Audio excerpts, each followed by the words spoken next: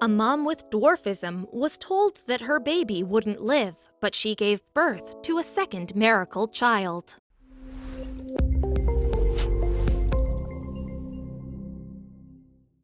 The UK's shortest couple, two people with different types of dwarfism, were told that their baby wouldn't survive long thanks to a deadly genetic combination. However, Britain's only double dwarf infant defied expectations and is now a thriving 4-year-old who has just started school. And if that weren't remarkable enough, in late 2018, the little family welcomed their miracle first son's baby brother. Having a baby can be an ordeal at the best of times, but if you risk passing on a condition such as dwarfism, there can be a multitude of complications. Laura and Nathan Phillips, who live in Sunderland, England, have two different forms of the condition. Laura's type, called achondroplasia, is a more common form of dwarfism than her husband's pseudoachondroplasia. The word dwarf is usually referred to adults who, when fully grown, are no taller than 4 feet 10 inches in height. Dwarfism can have a myriad of causes, though, and can be proportionate or disproportionate depending on the nature of the condition. Proportionate short stature, PSS, happens when there is restricted growth but the torso and chest grow to the same extent as the legs and arms. The other type is disproportionate short stature, DSS, which results when there is a problem with the development of a person's joints and bones. This can affect all parts of the body or manifest itself in the growth of individual limbs, and both Laura and Nathan's conditions are, despite their differences, types of DSS dwarfism. As a result of their conditions, Laura and Nathan have some other physical hurdles to overcome too. Laura has a curved spine, for instance, and this causes considerable discomfort. Nathan's condition, meanwhile, affects his hips and in turn means that he walks a little unusually. His wife has explained. Nonetheless, the couple are keen to stress that the physical difficulties aside, they are just like everyone else.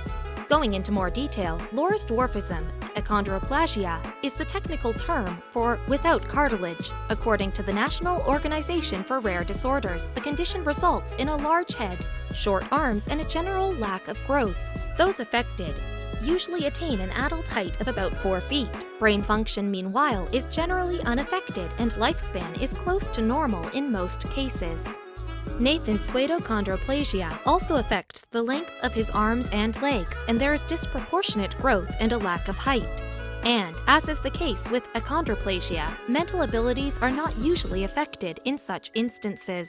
Meanwhile, osteoarthritis, which is caused by the breakdown of cartilage, is common in adulthood among people with pseudoachondroplasia. And this lack of flexible padding for the bones can make movement very painful. Historically, however, there was very little care or sympathy for those who have dwarfism, whatever its form. For example, back in the 1860s, some people with the condition were paraded as part of freak shows and called midgets. Now, though, according to Little People of America, LPA, the latter term is considered out of date and unwelcome. Dwarf and little person are both acceptable terms, says the group, but most people just want to be called by their names rather than referred to in line with their size. There are, in fact, over 200 forms of dwarfism, and some of them have associated difficulties. But according to charity Little People UK, most smaller people can actually lead healthy, active lives, both mentally and physically. How so? Well, the majority of people who have dwarfism are actually born to parents who are normal in terms of their height, as the condition usually arises out of random genetic mutation. This was certainly the case for Laura, as her dad, Dave Whitfield, told magazine The Radio Times in 2016.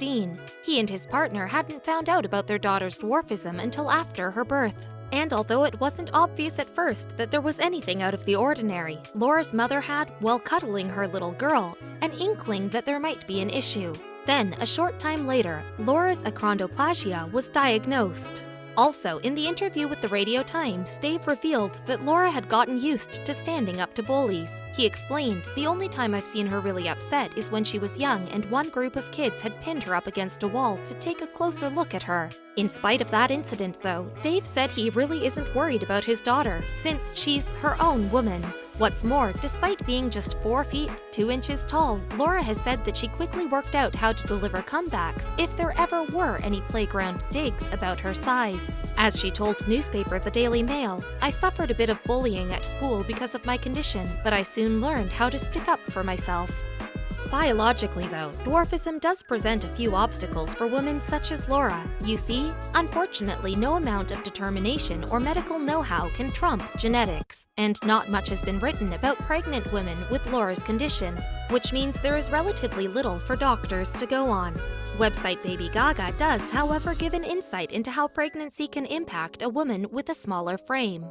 The article in question, in fact, cites 15 ways in which the experiences of such women can be different. There is a chance that the dwarf mother can carry a normal-sized child, for instance, which presents obvious issues. Indeed, the website points out that if you have a smaller frame, growing babies in itself can be dangerous.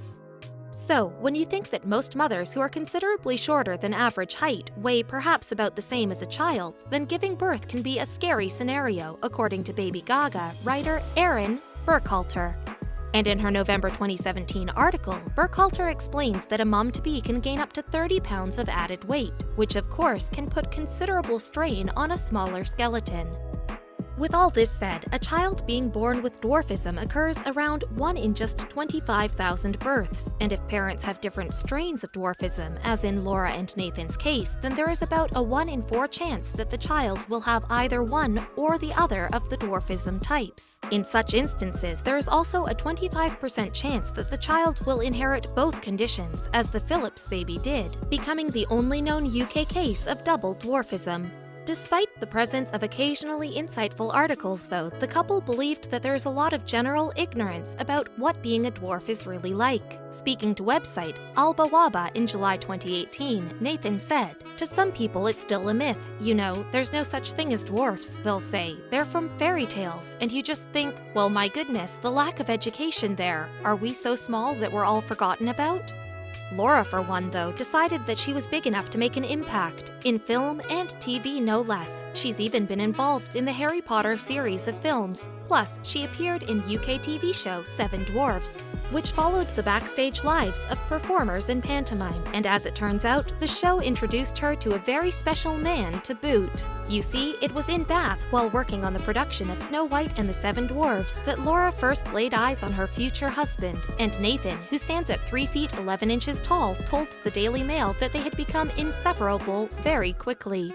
He said, "We got to know each other before the end of the run, and from that point, we haven't been apart." Laura added that the pair got together in January 2013 and became engaged in April of the same year. Then, within 4 months, she was pregnant with their first child. It all went so fast, she told reporters. Laura then found out that Nathan had asked her dad for her hand in marriage, and she decided that rather than wait for him, she would spring her own surprise. After finding out about what Nathan had planned to do, Laura made up her mind to accelerate the process. So, as the Fresh Thinker told UK TV show This Morning, following a meal topped off with Nathan's favorite dessert, she popped the question to him. She explained, "I thought it would be nice for a woman to ask rather than a man." However, the build-up to the big day was marred by a setback when it came to finding the perfect gown. Laura started the dress search early in January 2016, months before her August wedding. And as she jokingly claimed in her Twitter feed, she was spoilt for choice. She said, "Me and one of my bridesmaids dress shopping. So hard to choose the dress, there's so many to choose from." Things didn't get any easier either. Laura recalled her Pretty Woman moment. For one, yes, in a scene like that from the Julia Roberts movie, a shopping assistant reportedly sneered at her for daring to be in the wrong shop.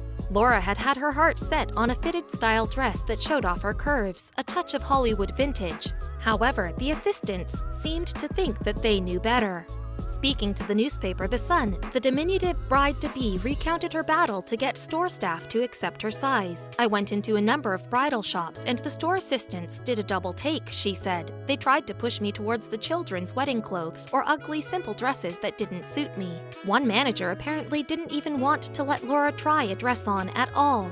Laura explained, "I had to almost throw a tantrum before she took it off the mannequin. She was shocked when I tried it on. It fit up top as, surprise, surprise, I have a bust and waist and it simply needed shortening." But Laura was angry at the prejudice that she had allegedly endured and had no intention of buying from that shop. Fortunately, though, she found her perfect dress somewhere else.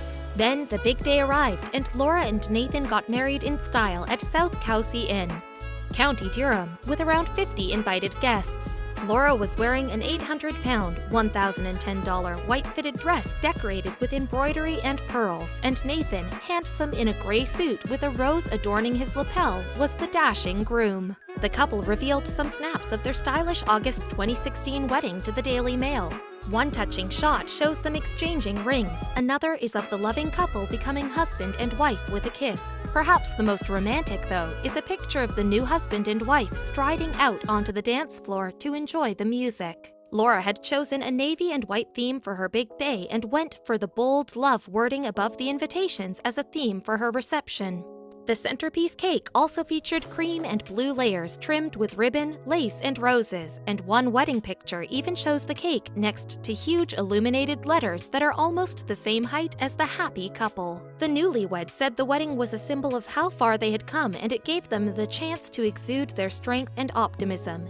Yes, it seems that the couple's conditions weren't going to get in the way of their fairy tale. Talking to the Daily Mail, Laura said, "The wedding was a great platform to show everyone how confident we both were within ourselves, and we had the best day of our lives." Yet, the wedding is only half of the story. Not long after they agreed to get married back in 2013, the couple had learned the overwhelming news that they were going to be parents. But because of their different dwarfism types, the pregnancy didn't progress as easily as they have wanted. In fact, scans made them aware that not all was well with the baby. As Laura told newspaper The Daily Express, "I was having scans once a week because they were a little worried there could be complications. It wasn't until 24 or 25 weeks in that things started changing. They noticed that his measurements weren't quite what they should be. They thought that he had inherited 2 rare genes that could have been dangerous." In fact, doctors were so concerned when they found out that the baby had double dwarfism that they urged Laura to have an abortion. The condition can, you see, often be fatal, and affected babies usually only live for hours after birth.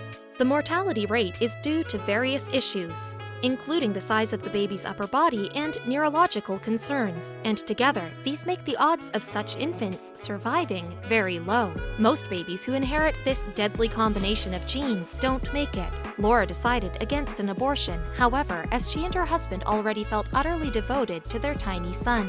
So she vowed to see how far she could get with the pregnancy, and in the face of all medical advice, told herself that it would be okay. However, against all of the odds, Nathan Jr. survived and is doing well. And despite his genetic disadvantages, it's generally thought that apart from extra checkups, he should be able to lead a normal life. He even had a special role at his parents' wedding. He carried their rings. The youngster did, though, get very tired owing to the weight of the cushion on which the rings lay.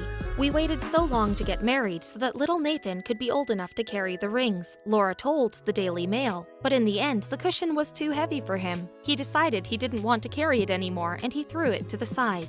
And yet the couple found his unique way of stealing the limelight very amusing. What's more, in spite of having to face the very real chance that their child might not survive long after birth, Laura and Nathan Sr. decided that it was worth doing all over again. So in July 2018, having already had one miracle baby, Laura and her husband attended a 24-week scan of yet another incredible bundle of joy. They also told reporters that they were very excited and hoping things would be relaxed and smooth. What did the scan reveal? Well, although there were no definitive results, both parents believed it showed strong signs that their developing son had a form of dwarfism. Laura told reporters, "He definitely looked like how Nathan Jr. did on his scan. You could see the features of achondroplasia, my condition, straight away. With achondroplasia, we don't have the bone in our nose, and then our forehead comes out." The couple also said that while the unborn child appeared to have some form of dwarfism, there was again the chance that he could have both forms, like his brother, and be a second double dwarf. In July 2018, Laura explained how she was fully prepared for all possible outcomes. But it was a waiting game. Fortunately, though, fate smiled on the family. The tiny baby boy, Jax Michael Thomas Phillips, made it into the world on September 5, 2018. Laura has since posted several pictures of him on social media, and one picture on Twitter dated September 26, 2018 shows that the cute little mite is certainly another stroke of good fortune for his parents, especially after all they'd been through with his brother, Nathan Jr. The adorable snap shows the baby clasping an adult finger, and next to it, his mother has posted simply, "his tiny hands." Small and delicate, perhaps, but Jax, like his brother, has fought to be here. And although the extent of Jax's condition has not yet been made public, he belongs to parents who apparently want to prove that little people can follow their dreams, just like anyone else.